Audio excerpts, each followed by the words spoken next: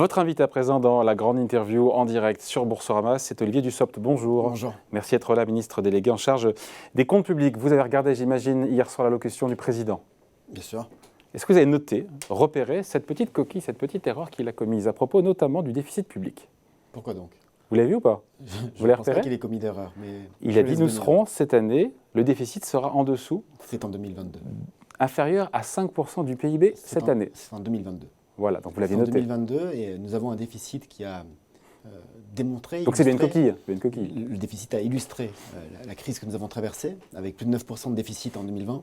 En 2021, nous serons autour de 8%, oui, avec une année de crise, une année particulière.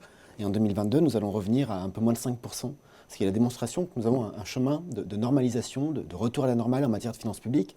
La démonstration aussi que ce qu'on a fait pendant cette crise et après, le soutien à l'économie, le soutien aux entreprises, le plan de relance, permet aujourd'hui d'avoir une croissance suffisamment forte pour à la fois financer nos priorités et réduire progressivement le déficit, ce qui est plutôt une bonne nouvelle. Alors sur la croissance, justement, le président qui a réaffirmé hier que notre croissance allait dépasser les 6% cette année pour le coup. Alors ça, évidemment, c'est vrai. D'ailleurs, vous tablez, donc, prévision du gouvernement, c'est 6,25% pour cette année.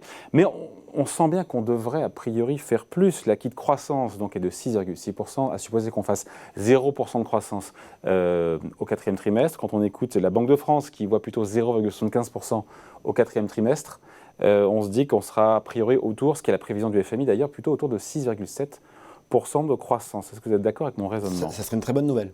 Vous êtes d'accord avec mon raisonnement ou pas? Et ça fait partie des prévisions. Ça fait un demi-point de PIB en plus, quoi. Que nous regardons. Depuis le début du quinquennat, et plus encore avec la crise, nous avons toujours observé une attitude de prudence. Ouais. D'ailleurs, le Haut Conseil des finances publiques a toujours considéré nos hypothèses de travail comme plausibles mais prudentes, et nous restons sur cette ligne de prudence. Lorsque j'ai présenté avec Bruno Le Maire le projet de loi de finances pour 2022, à la fin du mois de septembre, nous étions sur une perspective de croissance 2021 de 6%.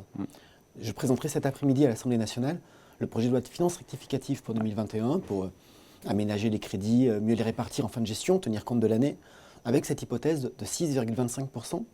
6,25% étant l'hypothèse que nous avons transmise au Conseil des finances publiques avant que l'INSEE, avant que le FMI et avant que la Banque de France ne publie des prévisions qui sont effectivement meilleures. Si ces prévisions s'avèrent vraies, et si la France connaît une croissance à 6,5, 6,6, peut-être 6,7%. D'abord, ça serait une très bonne nouvelle. Ça serait une bonne nouvelle pour l'économie, une bonne nouvelle pour l'emploi. Quand vous actualiserez? À quel moment vous direz, bon, finalement, on sera plutôt sur... Au début de l'année 2022, puisque c'est au début de l'année 2022 que l'INSEE va rendre public son estimation de croissance pour le quatrième trimestre de 2021. Donc vous êtes conservateur sur cette prévision? Non, nous sommes prudents. Prudent. Et cela aura une conséquence, si ça s'avère juste, et nous le souhaitons, c'est en matière de finances publiques de générer des recettes supplémentaires. Et c'est tant mieux parce d'après l'OFCE, ça serait 6 milliards d'euros de recettes supplémentaires. Et ça fera du déficit en moins et c'est très bien. Tout ira au désendettement. Vous savez, tout ce qui est au-dessus des 6,25% ira au désendettement. Par définition, d'abord parce que c'est l'engagement que nous avons pris devant les parlementaires il y a encore quelques jours, et parce que nous saurons la réalité de la croissance pour 2021 une fois que l'exercice budgétaire de 2021 sera clos. Et donc, si nous constatons des recettes supérieures à ce que nous avons dans nos prévisions, par définition, ça permettra de réduire le déficit. Et c'est une bonne nouvelle aussi. Bon.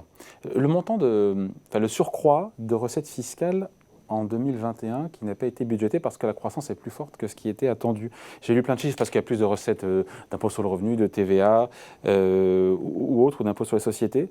J'ai lu ce chiffre de 10 milliards d'euros. C'est à peu près ça à l'échelle de l'année. Ça correspond à 2021 plus 2022? Non, c'est le surplus prévisionnel de recettes entre ce que nous avions imaginé début 2021 et ce que nous allons constater fin 2021. Et qui ont été réaffectés? Une partie a été réaffectée à des besoins nouveaux, des besoins supplémentaires. Nous allons par exemple financer dans le cadre de la loi de finances rectificative l'indemnité inflation pour 3,6 milliards d'euros. Nous allons pouvoir financer... C'est pas un peu plus au final? 3,8, 3,6 en PLFR et 200 millions d'euros l'année prochaine pour arriver à 3,8. Nous allons financer les 600 millions d'euros du chèque énergie. Nous mettons aussi beaucoup de moyens pour faciliter la formation des publics les plus éloignés de l'emploi. C'est 1,4 milliard sur 2 ans. Donc ça permet de financer ces besoins. Ça permet aussi de tenir la barre en matière de finances publiques. Au début de l'année, la prévision de déficit pour 2021 était à 9% et nous serons autour de 8%. C'est aussi la démonstration que grâce à la croissance, mais grâce aussi à une gestion rigoureuse des dépenses ordinaires, nous arrivons d'une part à financer des nouveaux besoins, à financer des priorités et à réduire le déficit un peu plus vite que prévu. Sur ces 10 milliards, combien ont été affectés au désendettement? Si je fais un calcul rapide, entre 5 et 6 milliards. Entre 5 et 6 milliards. Mais désormais, tout ce qui est au-delà de 6-25% de croissance, permettra de réduire le déficit. 100% ira à la réduction du déficit. Vous mentionniez, Didier Dussopt, le Haut Conseil des finances publiques sur votre prévision de croissance, qui globalement dit que vous êtes dans les clous. En revanche, il déplore, ce Haut Conseil, l'absence de réel effort pour assainir les comptes publics. Cette critique sur la dérive budgétaire, vous l'entendez pas, vous ne voulez pas l'entendre? C'est pas la question de ne pas l'entendre, c'est que nous considérons qu'elle n'est pas fondée. Elle n'est pas fondée car lorsque je regarde l'exercice 2021, nous approchons de la fin. Il y a dans le budget de l'État pour 2021 à la fois des crédits qui sont liés à la relance, que nous mettons en œuvre comme nous l'avions prévu. Il y a des crédits qui sont prévus pour répondre aux aides d'urgence, le fonds de solidarité, l'activité partielle, parce que l'activité économique a été plus forte que prévu et la reprise plus importante que prévu. Nous ne consommons pas tous ces crédits. Et je proposerai cet après-midi aux députés d'annuler 2 milliards d'euros sur ces crédits, car nous savons que nous n'en aurons pas besoin. Et puis, il y a tout ce qui relève des dépenses ordinaires, qu'on appelle la norme de dépenses pilotables, pour reprendre le terme le plus technique. Cette norme de dépenses pilotables était, au début de l'année 2021, à 290,5 milliards d'euros. Ouais. À l'exception de l'indemnité inflation, pour 3,6 milliards, et de quelques compensations à des opérateurs qui sont liés à la crise, et que nous ne pouvons pas inscrire dans les mesures d'urgence, mais qui sont liées à la crise, nous tenons cette norme de dépenses. C'est-à-dire que les dépenses ordinaires de l'État sont pilotées et ne progressent pas, alors pourquoi le Haut Conseil des finances publiques nous dit ça? J'imagine que le Haut Conseil, qui est libre de son avis, souhaiterait que nous allions plus vite en matière de redressement des comptes publics. Voilà. Notre objectif n'est pas celui-ci. En 2010, lors de la dernière grande crise économique, il y a 2 erreurs qui ont été commises dont nous avons su tirer expérience. La première erreur, c'est de ne pas avoir suffisamment financé l'activité partielle. Or, quand on finance l'activité partielle... Ce qu'avaient fait les Allemands à l'époque. Ce qu'avaient fait les Allemands à l'époque, ça leur avait réussi. Quand on finance l'activité partielle, on permet aux entreprises de garder les compétences dans l'entreprise. C'est une des conditions du redémarrage. De la même manière que les prêts garantis par l'État et le fonds de solidarité garantissent la trésorerie et le maintien du tissu productif. Et ça explique aussi le fort redémarrage. La deuxième erreur qui a été faite, c'est de vouloir redresser les comptes publics trop rapidement. Trop rapidement, c'est un choc fiscal sur les ménages. C'est l'Europe aussi, en 2010, ça, et c'est un choc fiscal sur les entreprises et sur les travailleurs en 2012-2013. Ces 2 chocs fiscaux, avec une progression de la pression fiscale, ça s'est traduit par une absence de croissance, par un chômage à 10%, et ça n'a pas empêché la dette de progresser. Donc les enseignements ont été tirés. Nous faisons un choix inverse. Nous allons évidemment redresser les comptes publics, mais progressivement, parce que nous considérons qu'il faut de la croissance pour redresser les comptes publics. C'est ce que nous faisons. Et nous sommes très heureux, je suis très heureux de constater que le quoi qu'il en coûte, pour reprendre cette expression, permet aux entreprises aujourd'hui de redémarrer et permet à la France d'avoir le taux de croissance le plus important en Europe. Oui, qui vient après un taux de décroissance 2020 qui était important aussi, très important. Un peu moins que ce que nous avions imaginé, puisque... c'est moins 8 2000 sur 2020. C'est moins 8, alors que, rappelez-vous, à peu près à la même époque, nous craignions encore une récession autour de moins 10%. Ouais. Qu'est-ce que vous répondez en 30 secondes après on passe à l'inflation à Valérie Pécresse qui crie à tout bout de champ que vous avez cramé la caisse avec toutes les annonces? Je me rappelle de Valérie Pécresse qui, en 2020, exigeait qui a été votre place, d'ailleurs, des milliards et des milliards d'euros pour compenser les pertes de recettes d'Île-de-France Mobilité, le syndicat de transport. Elle a obtenu 1,4 milliard en 2020, dont 200 millions de subventions et 1,2 milliard d'avances remboursables à des conditions très très avantageuses, un taux zéro, une clause de retour à bonne fortune. Et elle demandait encore 1,4 milliard pour 2021. Et cet après-midi, je proposerai au Parlement, parce que nous sommes responsables et que nous accompagnons les transports, d'aider Île-de-France Mobilité avec une avance remboursable de 800 millions d'euros. C'est facile de dire cramer la caisse d'un côté, quand de l'autre côté, vous multipliez les courriers et les appels pour demander à l'État toujours plus d'argent.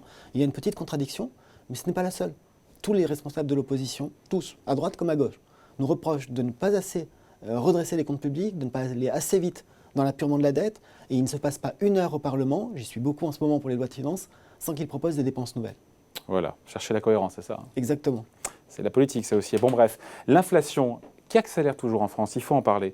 2,6% en octobre, les prix grimpent tous les mois, un peu plus. Est-ce que tout ça va trop vite? Parce qu'apparemment, il n'y a pas seulement, encore une fois, les matières premières, même dans les services aussi, les prix accélèrent. Il y a une accélération sur ce 4e trimestre, et on regarde aussi l'inflation à l'échelle d'une année, donc elle est évidemment un peu moins importante. Oui. Nous considérons et nous craignons en même temps que cette poussée inflationniste ait vocation à durer au moins quelques mois. Qu'elle soit plus forte et qu'elle dure plus longtemps. C'est ça votre crainte aujourd'hui? Au moins jusqu'à fin 2022. Et ce que nous notons, c'est qu'elle accompagne, et c'est finalement assez logique, une période de reprise mondiale qui est très forte, ça se traduit par des tensions, notamment sur les matières premières. Ça se traduit aussi dans certains pays, je pense aux États-Unis, par des tensions assez fortes sur les niveaux de salaire. Ouais. Que faisons-nous face à cela? D'abord, nous protégeons les plus fragiles. c'est l'objectif du chèque énergie. Le chèque énergie, c'est environ 300 € par an en moyenne.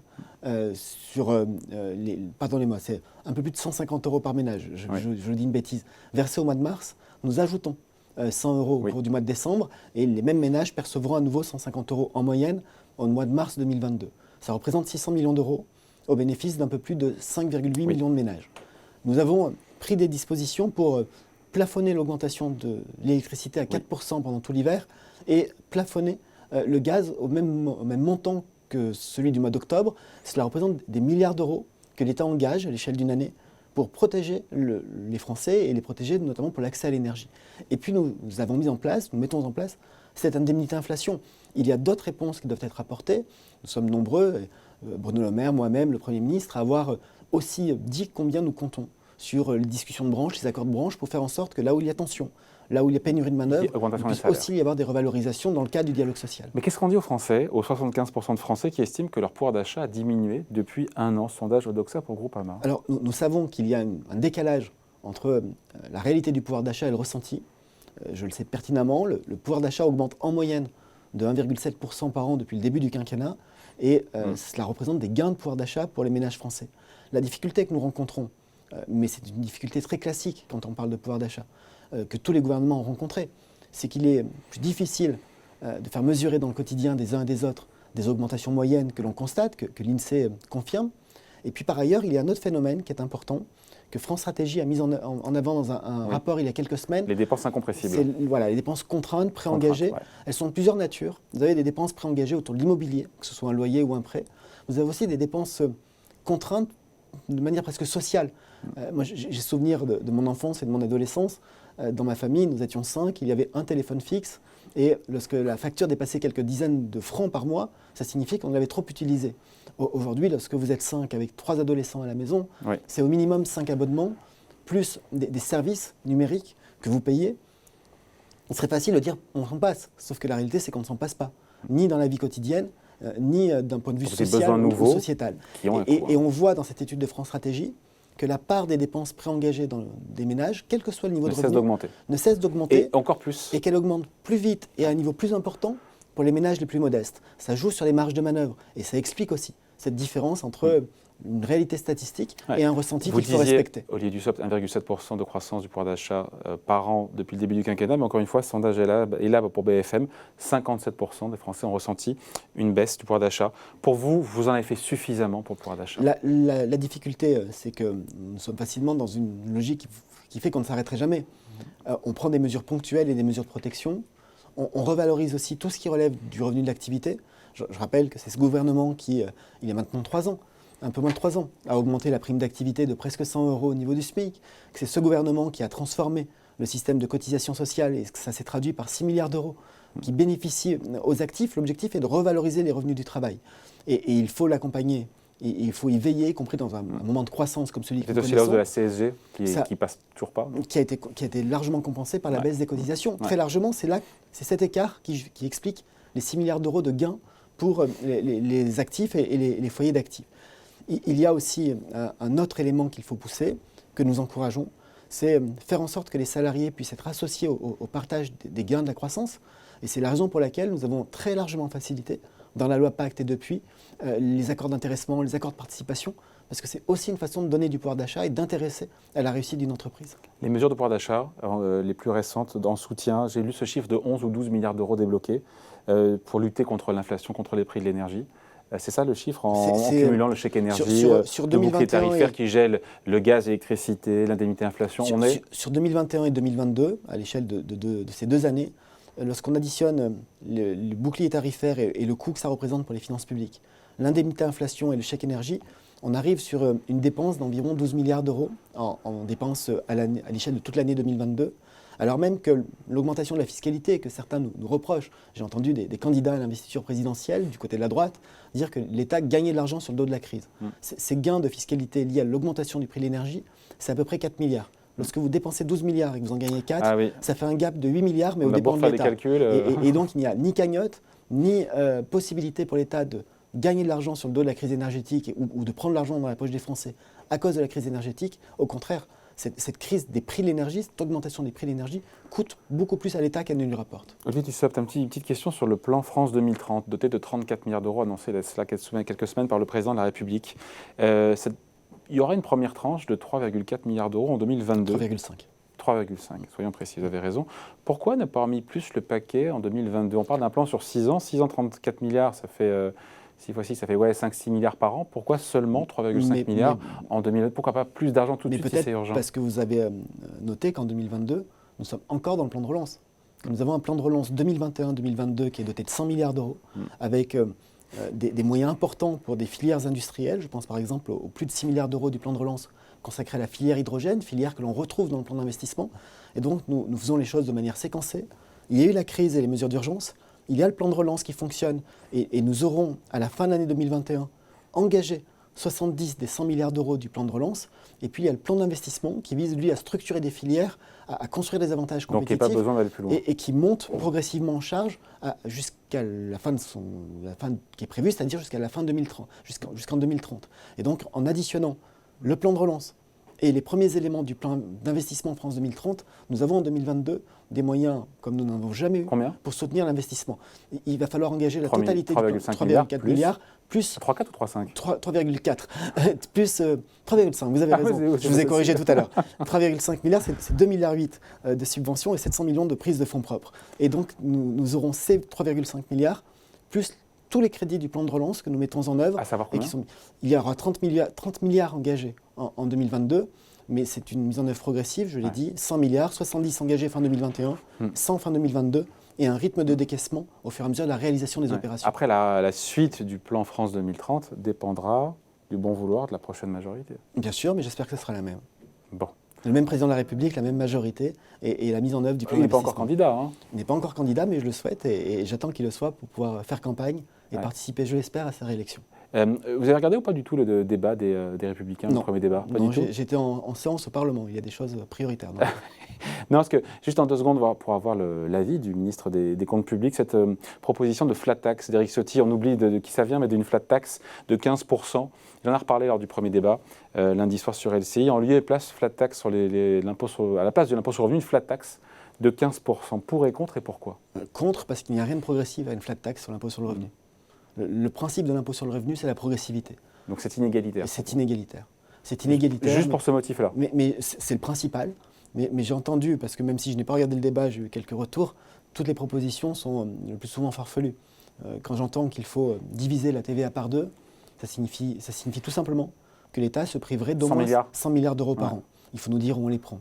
Qui est-ce qu'on supprime quels sont les effectifs de fonction publique? Qu'est-ce qu'il y a de farfelu dans les propositions de la droite? C'était un peu la course à l'échalote avec Éric Zemmour, donc on va aller sur des terrains beaucoup plus politiques. Ce que je note, c'est la contradiction totale. Là aussi, pour reprendre l'expression, une course à l'échalote sur le nombre de fonctionnaires à supprimer, 150, 250 000, bientôt ils seront à 500 000. C'est un sujet glissant quand même pour le gouvernement, parce que François Fillon. Le président Macron était à 120 000 postes de fonctionnaires supprimés et sur le quinquennat. Et nous avons tenu compte de la réalité, et au final, il y en a zéro. Des crises. Au final, on a zéro. Pour l'État, nous serons sur un schéma d'emploi à l'équilibre entre le début et la fin du quinquennat. Et sur l'ensemble des administrations. C'est une première. Les collectivités locales ont supprimé un certain nombre de postes au début. Et au global, quand on agglomère les trois sphères publiques. La fonction publique hospitalière, évidemment, n'est pas concernée par des suppressions de postes. Ça serait une hérésie. Donc je pense qu'à la fin du quinquennat, globalement, nous serons sur quelque chose d'assez équilibré entre le début et la fin du quinquennat en termes d'effectifs de la fonction publique. Contre 120 000, encore une fois, qui avait été annoncé en début. C'est pour mesurer la difficulté du truc. Il y a une crise sanitaire. Il faut aussi savoir en tenir compte. Dans les propositions farfelues, on finit là-dessus de la droite en matière économique. Parce que tout n'est pas farfelu. Quand on voit Michel Barnier qui propose 800 000 apprentis, tout n'est pas non plus... les impôts de production... En général, quand ça n'est pas farfelu, c'est ce que nous avons fait. Les 800 000 apprentis, ils sont signés. L'exonération... Non, on a moins que ça, on est à 500 000. Sur les 2 années, nous sommes à 800 000. Et l'exonération des heures supplémentaires, c'est fait. Donc, l'impôt de production, d'aller plus loin. Vous auriez aimé aller, vous, plus loin sur la baisse d'impôt de production, plus que les 2 fois 10 milliards, si vous aviez les moyens de le faire? Tout à l'heure, vous me disiez qu'une des candidates disait en permanence qu'on avait cramé la caisse. Les mêmes vont proposer de baisser à nouveau les recettes de l'État sans jamais nous dire comment ils le financent. Là aussi, renvoyons-les à leur propre contradiction ou à leur propre recherche de cohérence. Voilà, merci d'avoir été avec nous. Olivier Dussopt, donc ministre délégué en charge des comptes publics, invité de la grande interview en direct sur Boursorama. Merci. Merci beaucoup.